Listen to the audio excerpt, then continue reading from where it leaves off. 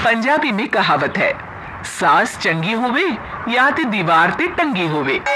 संगीता की शादी भी एक ऐसे ही घर में होती है जहां उसकी सास दीवार पर टंगी होती है।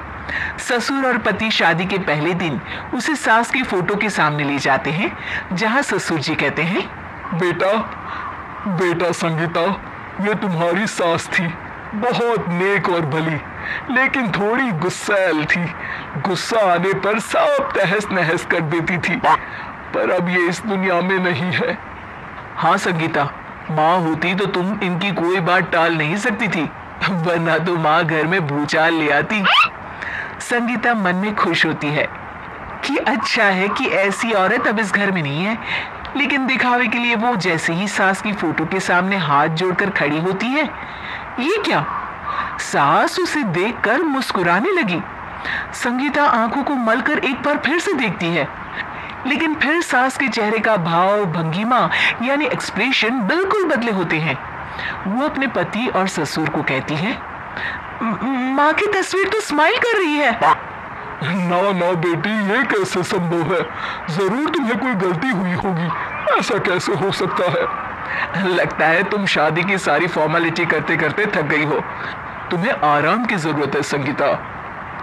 खैर, सारे संगीता की बात को इग्नोर कर कमरे में चले जाते हैं। वैसे सास की फोटो पर एक्सप्रेशन एक के बाद एक बदलते ही रहते हैं। सुबह होती है, पति और ससुर को काम पर भेजकर संगीता कमरे की सफाई करने में लग जाती है कि तभी उसे आवाज आती है, टेबल ठीक से साफ करो। ऐसे भी कोई टेबल साफ करता है? इससे अच्छा तो ये गंदा ही था। किसी औरत की आवाज सुन संगीता दंग रह जाती है और सोचने लगती है कि आवाज कहां से आई। आवाज को नजरअंदाज कर वो फिर से अपना काम करना शुरू करती है, लेकिन इस बार तो आवाज बिल्कुल उसके कान के पास से आती है। मेरा घर है ये, जब तक मैं थी चमका कर रखती थी, हर एक चीज शीशे की तरह थी। तुम्हें तो ना सफाई आती है ना कुछ पता है। क्यों तुम्हें मेरे घर की जिम्मेदारी दे दी गई है? पता नहीं तुमने मेरे बेटे को क्या दिखाई दिया। मैं होती तो एक से बढ़कर एक लड़कियों की लाइन लगा देती।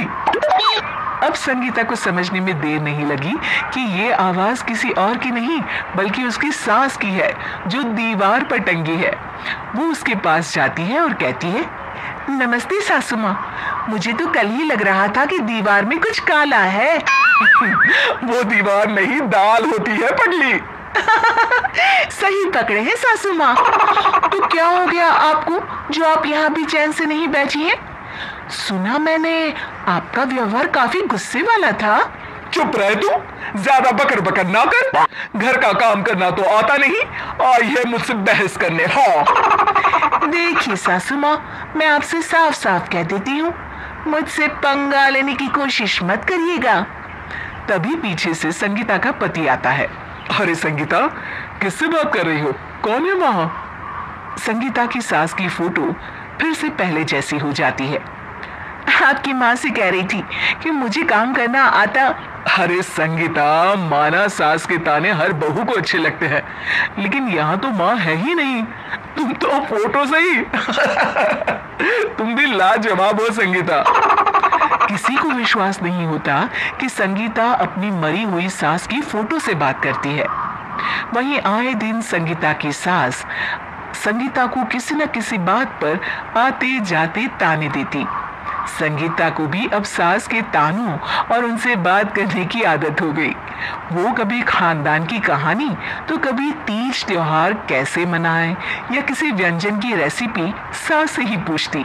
सारा दिन घर में अकेली संगीता की सास अब उसके लिए तानों के साथ पक्की साथी की तरह भी रहने लगी थी, जो किसी और को नहीं बल्कि संगीता को ही सुनाई देती। तो देखा आपने, सास बहू का रिश्ता हर रिश्ते से ऊपर होता है, फिर चाहे वो खट्टा हो या मीठा।